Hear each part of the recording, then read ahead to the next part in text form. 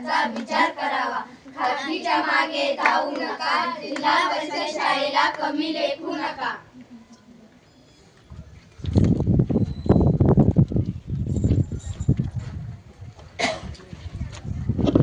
काय हो कारभारी, काय झालं? असे डोक्याला हात लावून का बसलात?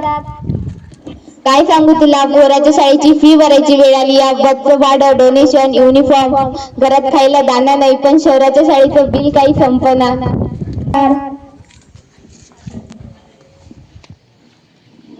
अरे तात्या, काय दशा करून घेतली आहे? शहराच्या तक्तगात कशाला अडकलास? सरपंच, गरीबाची मुलं जर मोठ्या शाळेत नाही शिकली तर कसं होणार? पण तात्या, फक्त फी मोठी असणारी शाळा म्हणजे मोठी शाळा नाही। आपल्या जिल्हा परिषद शाळेत या आणि बघा काय बदल झालेत ते। आमची शाळा ज्ञानोबाची डिजिटल शाळा। नाही फी नाही ओझं, शिकण्याचं आम्हाला मोज। तात्या, आमच्या शाळेत आता काय नाहीये? तज्ञ शिक्षक, सरकारी परीक्षेद्वारे निवडलेले उच्च शिक्षित शिक्षक, ई लर्निंग, कम्प्युटर आणि टॅबद्वारे शिक्षण, मोफत सोयींमध्ये मोफत पाठ्यपुस्तके, गणवेश आणि चौरसहार, क्रीडा आणि कलांमध्ये मुलांच्या सुप्त गुणांना वाव देण्यासाठी मोठे क्रीडांगण। पण गुरुजी, ते इंग्रजी बोलायला शिकवतात का? हो नक्कीच। आपल्या जिल्हा परिषद शाळेत आता पहिलीपासून इंग्रजी माध्यमाच्या तोडीचे शिक्षण देणे सुरू आहे आणि इंग्रजी सेमी वर्गही जोरात सुरू आहे।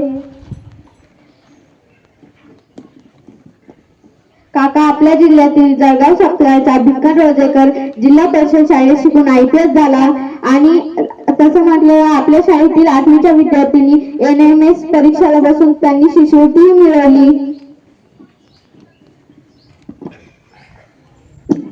ऐकलत का? आपण उगीचच कर्जाच्या खाईत गुंतलो होतो। आपली शाळा म्हणजेच, आपल्या गावाची शाळा म्हणजेच आपल्या लेकरांची शाळा।